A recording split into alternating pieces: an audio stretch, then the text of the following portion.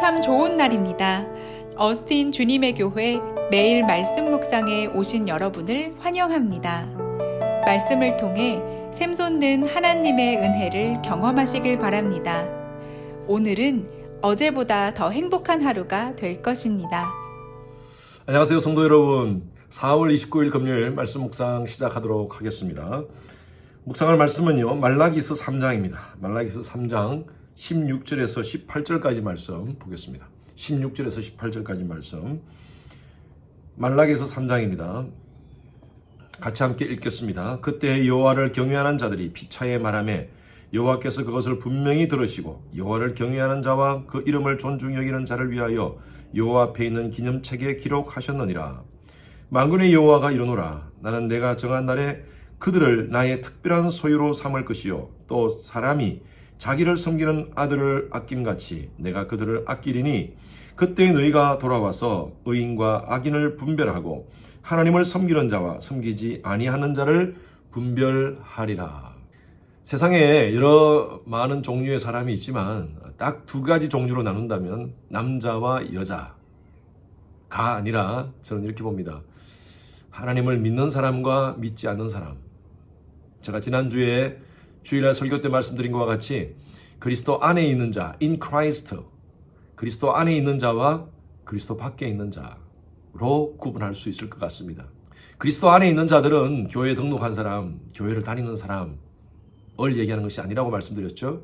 그리스도 안에 있는 자들은 하나님의 통치를 그의 삶 가운데 인정하고 하나님을 경외하며 살아가는 사람들이 바로 그리스도 안에 있는 자들입니다. 세상에서 억울한 사람이요, 소화제 먹고 배탈 나는 사람보다 더 억울한 사람이 교회를 다니는데 구원받지 못한 사람입니다. 저는 장로교 목사로서 우리 교회에 오시는 분들은 모두가 구원받은 사람으로 저는 인정합니다. 그러나 구원의 주권은 하나님께 있습니다. 교회를 다녀도, 교회의 멤버십을 가지고 등록하여 다녀도 진짜 예수 안에 있는 자들이 있는가 하면 예수 밖에 있는 자들이 있을 수가 있다는 거죠. 예수 밖에 있다면 구원받지 못한 자들입니다. 우리는 판단할 수가 없습니다. 그것은 하나님만이 아십니다. 하나님이 선택한 예수 안에 있는 자들은요, 하나님의 간섭하심이 있습니다. 예수 밖에 있는 자들은 하나님의 유기함이 있습니다. 유기한다는 것은 내버려 둠입니다. 여러분 인생 가운데 가장 큰 슬픔이 창조주 하나님 앞에 유기함을 받는 것, 내버려 둠을 받는 것, 이보다 더 큰 슬픔이 없습니다. 예수 안에 있는 자들은 하나님이 간섭하십니다. 이 간섭하심은 때로는 참 기쁩니다. 우리를 인도하시고 또 보호하시고 하나님의 은혜로 우리를 복주시고 여러 가지가 있지만 또 하나는요, 우리가 만약에 실수하고 잘못했을 경우에 하나님은 징계하십니다. 이스라엘 백성들이 애굽에 있을 때는요, 하나님의 간섭하심이 없었습니다. 그러나 하나님이 이스라엘 백성들을 애굽에서 불러내시어 광야로 이끄시고 광야에서는 만나 메추라기로 그들을 먹이시고 또 모든 것들을 이끌어 주시고 구름기둥과 불기둥으로 이끌어 주신 하나님의 은혜가 있었습니다. 그리고 가나안 땅으로 가게 했습니다. 젖과 꿀이 흐르는 가나안 땅, 그곳에 가면 모든 것이 끝나는 것입니까? 아닙니다. 그곳에는 더 처절한 영적 전쟁이 있었습니다. 더 이상 만나가 내리지 않고요, 그곳에는 더 이상 메추라기가 내리지 않는 곳이었습니다. 가나안에서는요, 직접 그들이 농사를 짓고 일을 하여서 먹고 사는 문제를 해결해야만 했습니다. 그들이 가나안에 있는 여러 가지 많은 음란의 모든 악한 영들과 더불어 하나님의 자녀로서의 정체성을 지켜가면서 싸워야만 했습니다. 그런데 문제는요, 가나안에서 하나님의 백성들이 자신의 정체성을 잃어버리고 살았다는 것입니다. 그 하나님께서 약속하신 그 가나안 땅에서 하나님을 인정하지 않고 하나님을 경외하지 않고 살아가는 그 백성들을 하나님은 바벨론을 통하여서 포로 생활을 하게 합니다. 70년 동안 바벨론 포로 생활을 끝내고 돌아왔을 때, 다시 가나안 땅으로 돌아왔을 때 그들은 성전을 짓고 성벽을 재건합니다.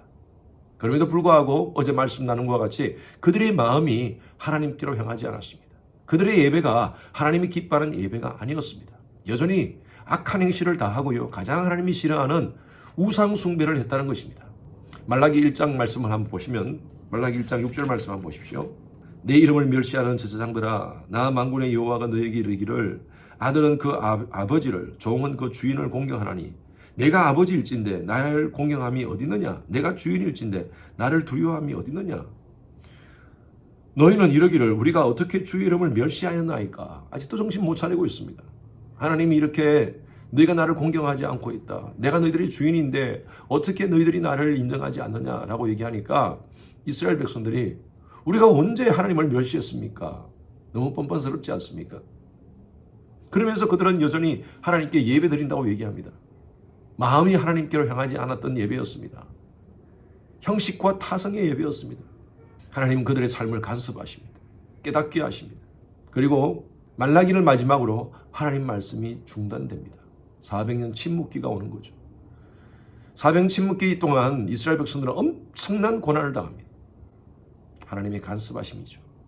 그리고 400년 침묵기가 지난 후에 메시아이신 예수 그리스도께서 이 역사 가운데 오시는 그러한 스토리가 진행됩니다. 하나님은요, 하나님의 백성으로 하여금 인정받기를 원하십니다.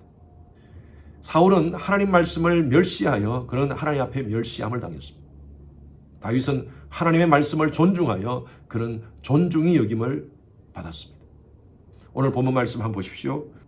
16절 말씀 한번 보시기 바랍니다. 그때에 여호와를 경외하는 자들이 비차에 말하되 여호와께서 그것을 분명히 들으시고 여호와를 경외하는 자와 그 이름을 존중히 여기는 자를 위하여 여호와 앞에 있는 기념책에 기록하였느니라. 이 여호와 앞에 있는 기념책, 것은 생명책과 다릅니다. 하나님이 기억하신다는 것입니다. 잊지 않도록 기념하신다는 것이에요.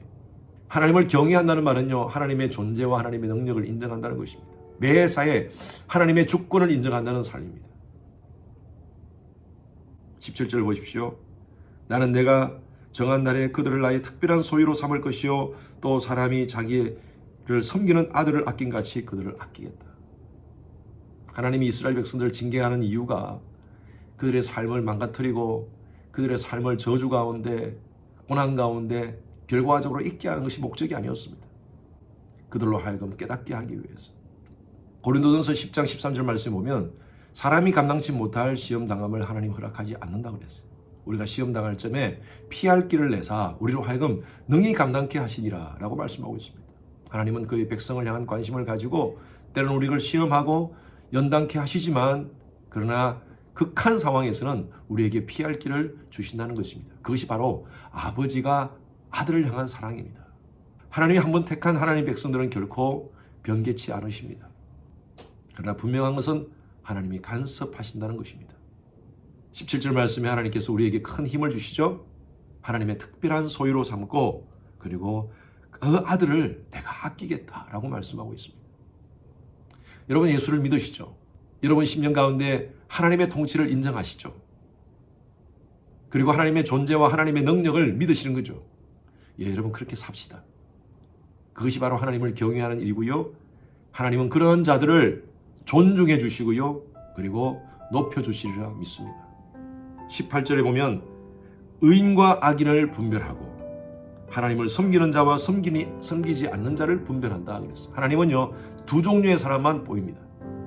돈이 많은 사람, 가난한 사람, 높은 자, 낮은 자 이게 아니라 의인과 악인입니다.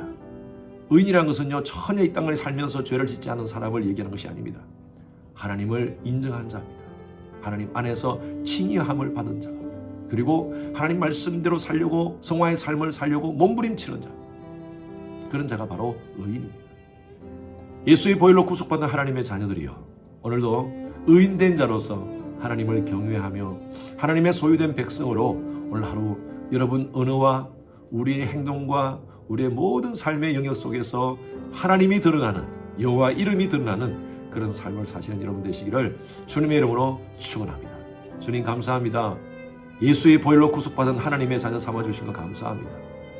하나님의 은혜로 의인된 자로서 하나님의 이름을 망령되이 일컬지 말며 하나님의 이름을 존중하며 하나님을 경외하는 하나님의 택한 하나님의 소유된 백성으로 살아가는 저희들 되게 하여 주시옵소서. 오늘도 우리의 언어와 우리의 생각과 우리의 모든 행동 속에 그리스도가 드러나게 하여 주시옵소서. 감사드리며 살아계신 예수 그리스도 이름으로 기도드렸습니다. 아멘. 오늘은 예배를 위해서 기도해 주시기 바랍니다. 오늘 저녁에 쓸 금요 예배, 또 주일 예배, 대면 비대면으로 드려지는 모든 예배가 성령의 기름 부으심으로 넘치도록 해달라고 기도해 주시고요. 말씀을 준비해서 선포하는 저를 위해서 또 여러 우리 부교육자들을 위해서 설교 가운데 능력 있게 하나님 말씀이 선포될 수 있도록 해달라고 기도해 주시기 바랍니다. 예배를 준비하시는 여러 우리 봉사자들을 위해서 기도해 주십시오. 미디어, 안내, 찬양, 교사 여러 모습으로 섬기시는 분들 예배를 섬김을 통하여 은혜 받을 수 있도록 기도해 주시기 바랍니다. 모든 예배자들, 참여하는 모든 예배자들이 신령과 진정으로 하나님께 예배드릴 수 있도록 함께 기도 부탁드립니다.